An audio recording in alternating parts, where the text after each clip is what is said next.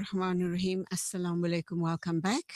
12:33 into our final interview. And we are going to be talking with Professor Mariza de Villiers, head of the clinical unit of Paediatric surgery. And we're going to be looking at beyond surgery, restoring dignity to children. And I must say that I didn't think of this matter in that way.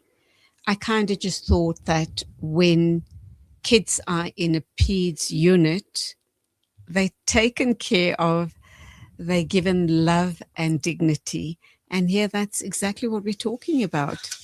Professor Mariza de Villiers, good afternoon. Welcome to the program. Thank you, Julie. Thanks for having me. Absolute pleasure. Children must be very close to your heart. Oh, yeah, they are. I mean, I work with them every day. So it's nice to give them back to their parents, though. Yeah, That's the advantage of it. Grandparents often say that, Yes. love them to bits, but it's always nice to give them back to their Yeah, parents. definitely.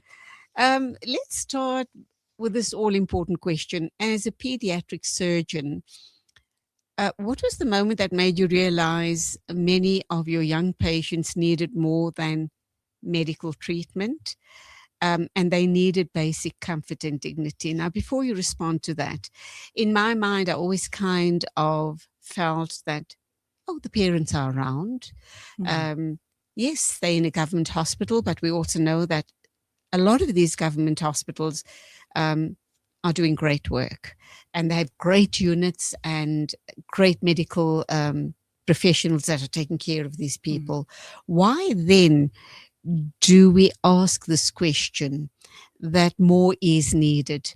What are you seeing that we on the outside are taking for granted?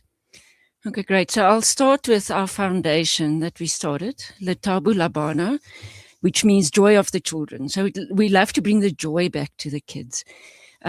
Often in hospital, the kids are admitted. There's no space for the parents to stay with them. The small babies, yes, the moms that are breastfeeding, but most of the children have to be left by their parents.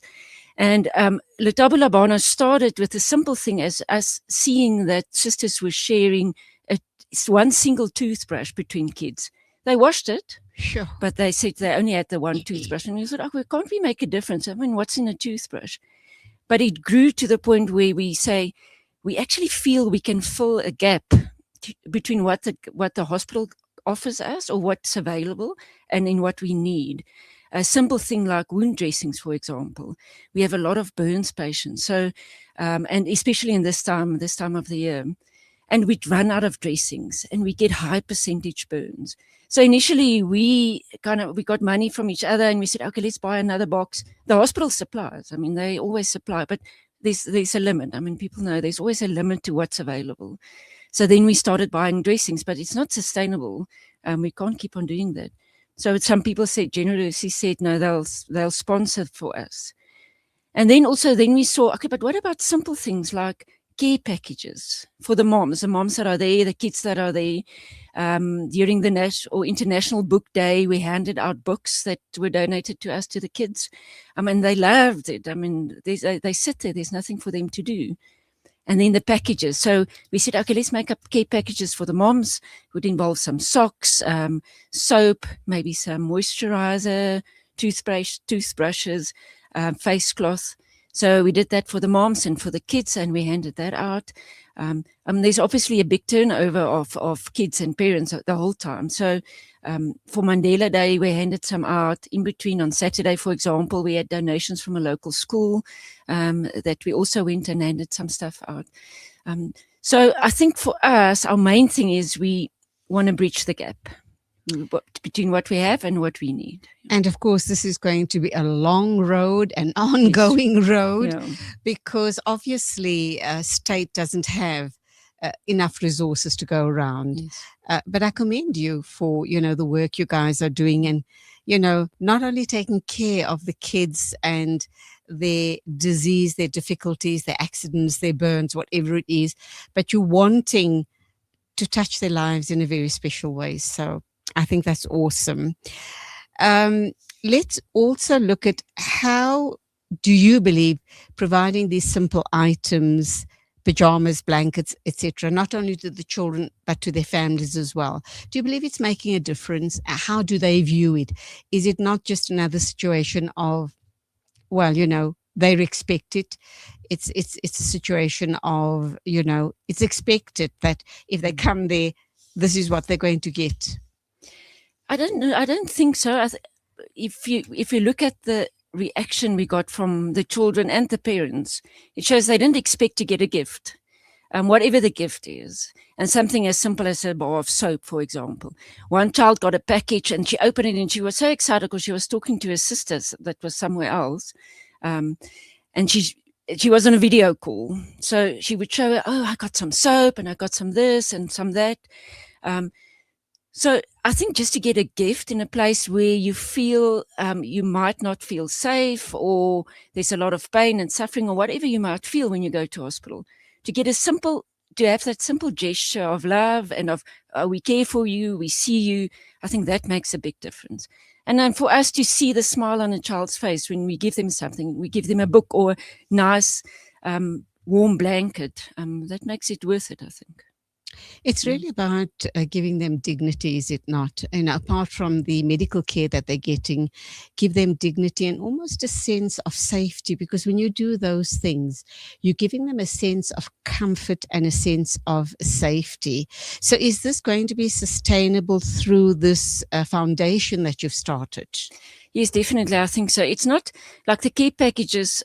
We are limited with space, obviously. So we'll have a drive, we'll collect some stuff, we'll hand them out, for example. I think the sustainability comes in where we have bigger projects in mind.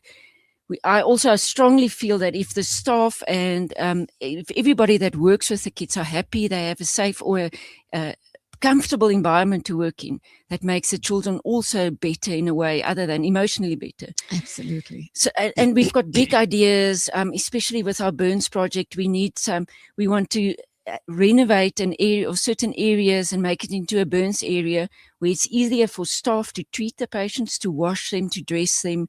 You don't have to bend over on a bed, for example. That's our long-term vision. So we're hoping to raise enough money to do that, but it's in different phases.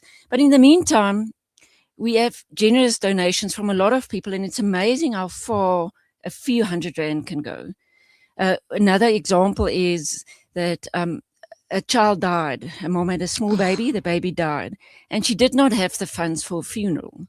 And we managed to pay for her funeral from the funds we had. Oh. It wasn't a lot. It was a couple of $1,000, but we managed to do that. So, and the dignity you gave to that mom. Oh, definitely. Otherwise, it's almost like a pauper's funeral. Absolutely. So that's just a simple example of what we do. But I think if you do something good, if you have good intentions, the funds come in a way.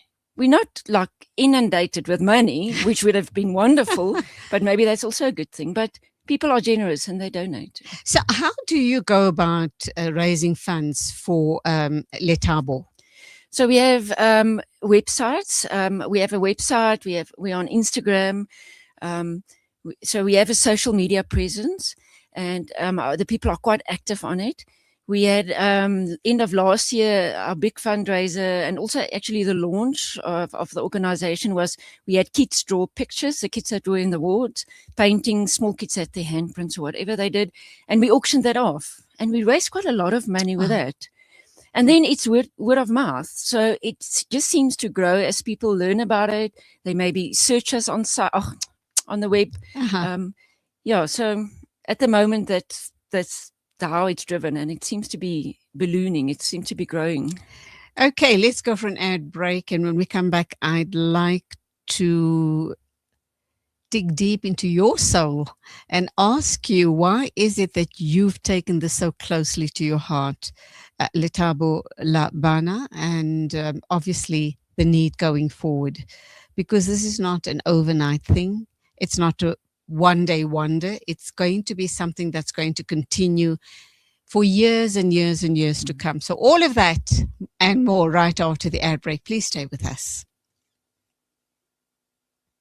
Discover the Africa of your dreams and surround yourself with her spectacular beauty. Relax beneath her serene sunsets and explore wildlife at its natural best. It's where the pride of Africa comes together. The Kwantu Private Game Reserve. Get to know the Big Five or cruise on an elephant safari game drive. Interact with lion and tiger cubs and enjoy world-class halal cuisine while we pamper you during your 5-star stay. Indulge in the true African experience. For reservations, call now on 042 203 1400 or visit kwantu.co.za.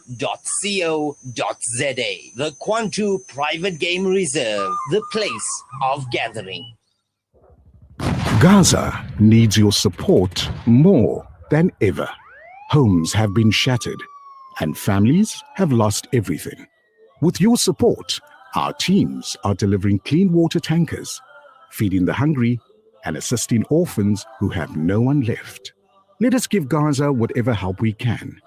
African Muslims Agency, empowering, educating, inspiring. World-class financial services only at Sapphire Global, your financial partner. If you are looking for Islamic, Sharia, and ethical financial products, look no further. Sapphire Global offers a wide range of financial service offerings from short-term to life and investments. A full-service center with all financial requirements under one brand. Our highly skilled and experienced consultants are ready to help protect your financial future. Contact us on 041 001 0184 or visit our website on www.sapphireglobalfs.com. Sapphire Global is an authorized financial services provider. Right now, in some of the most devastated parts of our world, places close to many of our hearts, Doctors Without Borders is delivering emergency medical care where no one else will.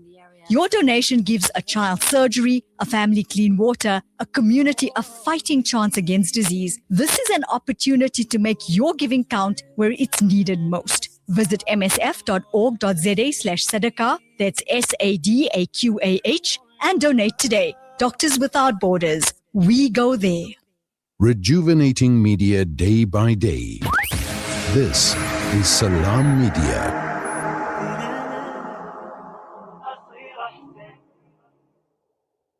It is exactly 12:46 and I have the most amazing guest in studio. She's Professor Mariza de Villiers, head of the clinical unit of Paediatric surgery. She is working in a government hospital.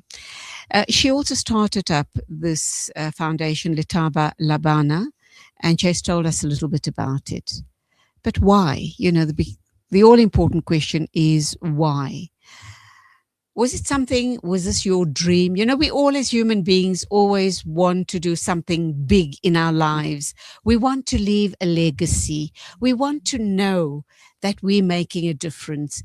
Is it about that, or is it about, in your work, you saw all these little lives that were going through so much that you just felt that you had to do something to make their lives more meaningful and comfortable? I think I must firstly say I can't take the credit for this, for all of this at all. I mean, it's a group of people that were in the right place at the right time with the same vision that started Lethabo Bana. So I think for me personally, I remember as a student, we did outreaches, and I stood somewhere on a dirt road and I was kicking the dust. I'm thinking, yes, I never want to leave this country just by standing there and kicking the dust in the road. And I've always felt like that, and I've always felt that I love to give back. So, I mean, it's a cliche, but it's that thing about the starfish that that you throw back from the beach. Makes a difference to that one. So it's for that one person, that one child, that one patient, or mother, or whomever, that we might make a difference in their lives.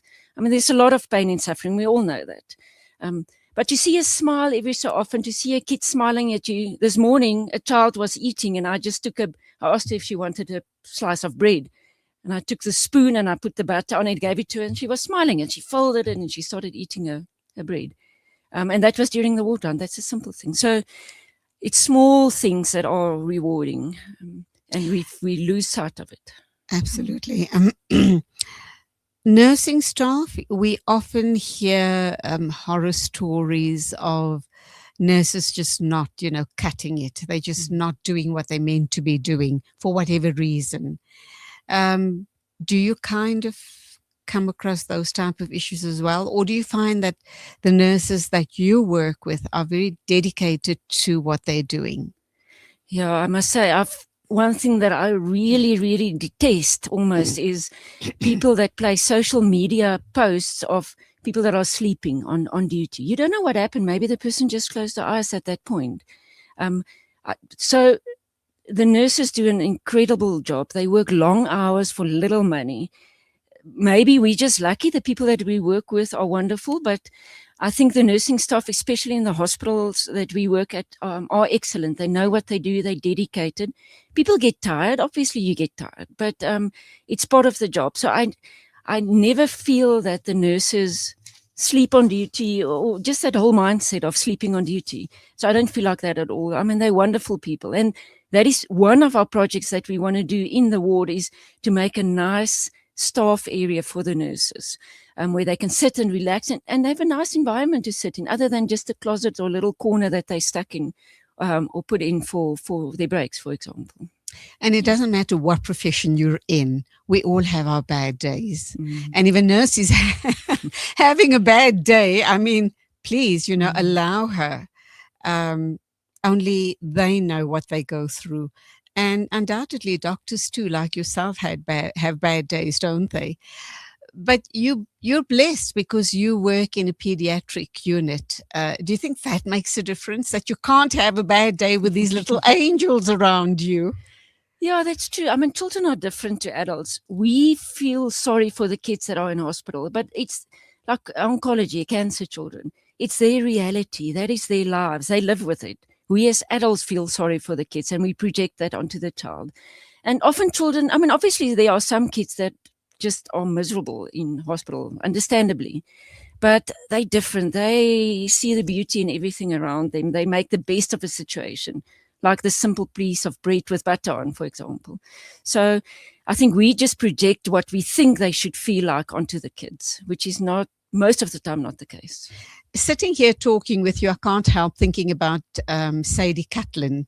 I don't know if you've ever heard of her. Many years ago, she started up Chalk House in, I think, in Houghton. And it's a house for parents who bring their kids for cancer treatment. And they try to make the parents as comfortable as possible. So I can't help, making that a comparison. And please God, let's have many, many more Sadie Catlins and Professor Mariza de Villiers around, so that they can make a meaningful difference with, obviously, your team. So having said that, Professor, what has been the most memorable, rewarding story from the foundation that reminds you why this work matters? Yeah. How long have you been doing it, by the way? Almost a year. Okay. The foundation specifically. I think our work has been going on for longer than that, obviously, for most of our careers. But I actually can't even think of one simple thing. When we handed out the books, maybe, if I think of a recent one, where the kids sat and they were reading the books. We have an older child, a teenager in the ward at the moment, and we gave him some big, like adult books.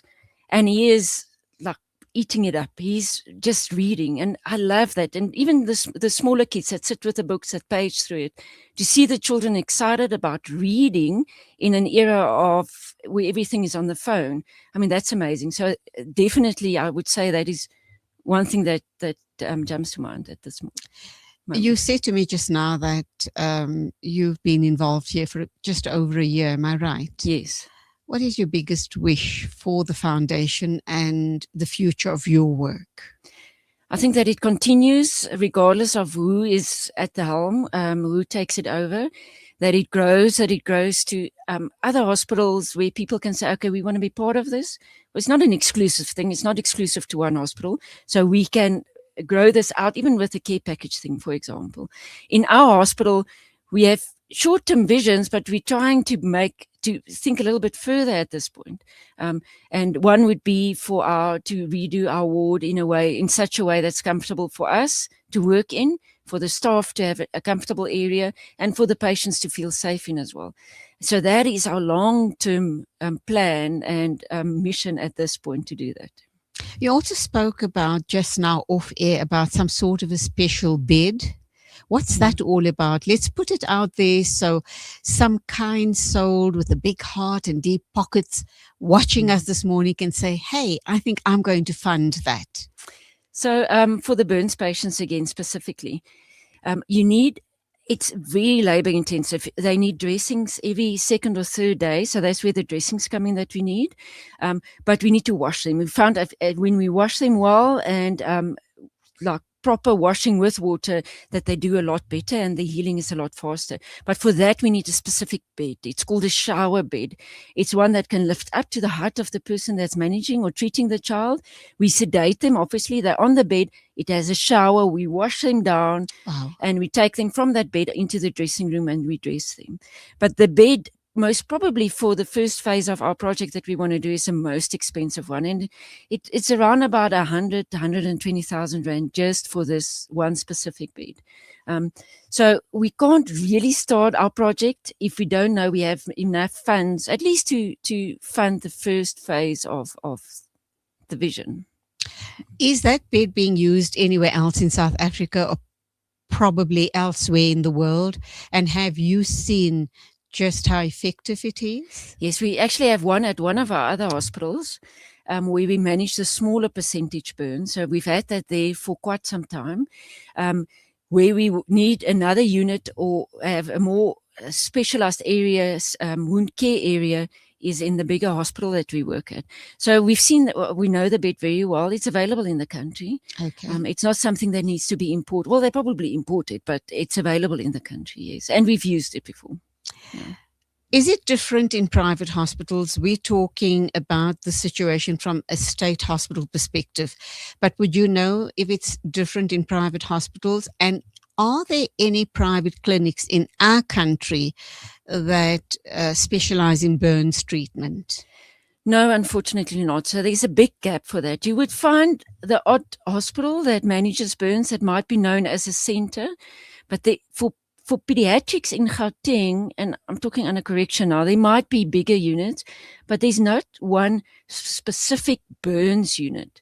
Well, specifically where we are as well, they would go to different hospitals, maybe where there are specialists that do it, but there's not one area where they group together in private now. Government hospitals are slightly different. It's at times it feels it's better organized, but to have a dedicated burns unit that just manages burns, that would be excellent. To have that in every big center, that would make life so much easier for everyone. So private patients, burn patients, would they get referred on to the state hospitals that have the facility? No, not. So they will be managed in the hospitals that they are at, by plastic surgeons or by us, the pediatric surgeons. So they won't be, it's unlikely that they would be referred, although the treatment most probably, I think, would be better under certain aspects of the treatment. But in government hospitals, our volume is just so much higher. So theatre is not always available, beds aren't always available. So that's mainly the limiting factor. Well, and money always. Yeah. What happens in a situation where we know the situation, the constraints in state hospitals, and you are overcrowded, very especially in this season, in our winter season, when there are a lot of burn patients? Do you turn them away, or do you make a plan B to accommodate those patients, the pediatric patients? So unfortunately, if we don't physically have a bed, we don't have a bed. So we need to turn them away. We try and accommodate as much as possible, or as many patients as possible, and to alleviate the burden on smaller hospitals to take bigger percentage burns or devastating burns even at times. We recently had a family that I think 3 or 4 of the children died in the shack fire. Sure. So we took 2 of the kids in, although we knew they weren't going to survive, but it relieves the burden on the referring hospital because they definitely feel they can't manage it. And although we know we can't as well. But a lot of the smaller facilities would take patients in. They would maybe put 2 kids in a cot bed if they have to, because they would be the last line, or the first line and the last line. And the bigger percentage would come to the bigger hospitals. It's not easy being a doctor, is it? Because you've got to make that crucial decision as to which patient you're going to give. You guys work on a triage, don't you? Yes. So you've got to decide whom you're going to treat and whom you're going to kind of get to if and when you have the time. And in the interim, that person could die. How does that, I kind of wonder, how do doctors and nurses deal with that? I'm sure you guys go for some form of debriefing or counseling, etc., because you do see death on a very regular basis. You also see death of infants in the ped wards, of children, and that must tear you apart. Yeah, it's difficult. I think we don't do debriefing often enough, if at all, unfortunately. Usually it's a more an informal thing. You would talk about it, but not a formal sit down and debriefing. So there's definitely a need for that. But the thing is, we need to go on.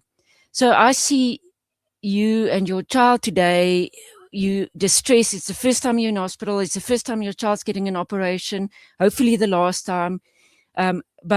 And I need to deal with all those emotions with the parents, with the child, with myself. And tomorrow I see another family with a similar thing and a similar thing. So I don't really know how we deal with it. But you do, by the grace of God. By the grace of God, in some way we do. We have to wrap up now. I'd love to sit here and talk to you so much longer, but we're out of time. For those watching us today, what are the foundation's biggest need, and how can individuals, schools and businesses help ensure that no child goes without the essentials during a hospital stay? That would be the ideal situation, isn't it? But how can we help? I think if just on our social media, if you want to donate money, donate books, donate clothes, anything, you can get in contact with us there at Lethabo Bana or Lethabo Bana Foundation. .co.za. I'm not exactly sure. Okay, to be honest, must be .co. Yeah. .za. South Africa. But you'll find it under Lethabo Bana or Lethabo Bana Foundation, and you can contact us there and ask us how you can get involved. I mean, anything is welcome. So I would say contact us and we can work something out. We can see how we can assist each other actually in a way. If people want to donate time or money or books or coloring books. Today, again, this child with the piece of bread, I'm going back to her again. The coloring book she had is full now. So I went in the ward, I looked through all our cupboards. We don't have any clean coloring books. So we said, okay, let's do a drive. And I think the thing is on our Instagram page now, the coloring book drive, coloring books and pencils or crayons. Okay. So it's simple stuff, but I would... what about previously loved toys? I mean, I was talking to a mom yesterday and we were talking about, trying to declutter. And she said she's got so much of toys and she really doesn't know what she's going to do with it. Would hospitals... welcome boxes of toys, perhaps? Controlled, yes. I think at this point we just guarding against being inundated with too much stuff. Right. So it depends. I mean, we to have a toy is a great thing probably to give to the child to take home. Okay. But to have a fluffy thing next to the bed might be irritate them, I suppose. Bacterial or a hazard. Okay. Infectious hazard. Right. So we try to limit the clutter around the patient, obviously, although toys aren't clutter. But so I think with that, it would be great if people would rather contact us and then before just doing stuff and gathering stuff, and we can't actually do anything with it. But if there's somebody out there that wants to donate their time and to help us drive this, even in more hospitals than where we are at, I mean, that would be excellent because we have full-time jobs. We need to care for the patients first before we can buy them coloring books. Okay. Or butter their bread. But that makes such a big difference in that little patient's life. So, Professor Mariza de Villiers, I think you're awesome, and so is your foundation. Thank you so much for coming in to chat with us. You've just given us a glimpse into a day in your life or a day in a hospital ward, and we do hope and pray people dig deep into their pockets and then make this a true ongoing reality, and that, of course, is Lethabo Bana. Thank you. God bless and go well. Thank you very much. It's exactly 3 after 1 o'clock, and that means it's time for me to wrap up. Thank you so much for your company. I sincerely hope you've enjoyed all of the interviews this morning. From me, Julie Ali, till next Monday morning on News and Views. Take care, drive carefully. Assalamu alaikum and Khuda Hafiz.